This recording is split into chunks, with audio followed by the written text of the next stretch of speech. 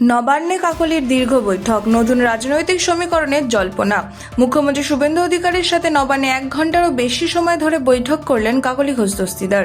সূত্রের খবর, বৈঠকে মূলত এলাকার বিভিন্ন উন্নয়নমূলক প্রকল্প প্রশাসনিক বিষয় নিয়েই আলোচনা হয়েছে।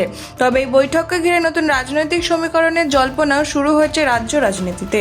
উল্লেখ্য, 20 জন বিদ্রোহী সাংসদ এনসিপিআই এর নাম লিখিয়েছেন। রাজনৈতিক মহলের একাংশের মতে তাদের প্রতিনিধিত্ব করেই আচমকা নবান্নে পৌঁছেছেন কাকলি ঘোষ দস্তিদার। যদিও বৈঠক নিয়ে সরকার বা কাকলির পক্ষ থেকে এখনো পর্যন্ত কোনো আনুষ্ঠানিক মন্তব্য করা হয়নি। ফলে এই সাক্ষাতের প্রকৃত তাৎপর্য নিয়ে জল্পনা আরও জোরালো হয়েছে।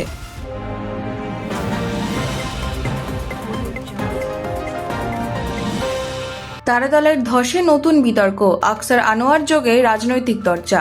তারাতলার ভয়াবহ গোডাউন ধসের ঘটনায় সামনে আসছে নতুন বিতর্ক। সূত্রের দাবি যে নির্মীয়মান গোডাউনটি ভেঙে পড়েছে তার নির্মাণের দায়িত্বে ছিলেন আকসার হোসেন। অন্যদিকে এলাকার সদ্য প্রাক্তন তৃণমূল কাউন্সিলর আনোয়ার খানের নাম উঠে এসেছে এই আলোচনায়। অভিযোগ, এই দুই ব্যক্তির সাথে মেয়র ফিরহাদ হাকিমের সম্পর্ক ঘনিষ্ঠ ছিল। এদিকে এই বিপর্যয়ে প্রাণ হারিয়েছে আকসার হোসেন। ধসের কারণ খতিয়ে দেখছে তদন্তকারী সংস্থা।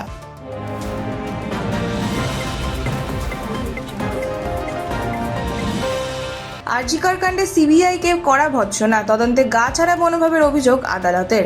আরজিকর কাণ্ডের ফের তদন্তে সিবিআইয়ের ভূমিকা নিয়ে প্রশ্ন তুলল কলকাতা হাইকোর্ট।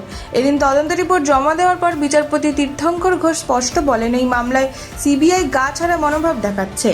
তদন্তের দায়িত্ব সিবিআই এর হাত থেকে সরিয়ে সিআইডিকে দেওয়ার আবেদন জানান অভয়ের পরিবারের আইনজীবী।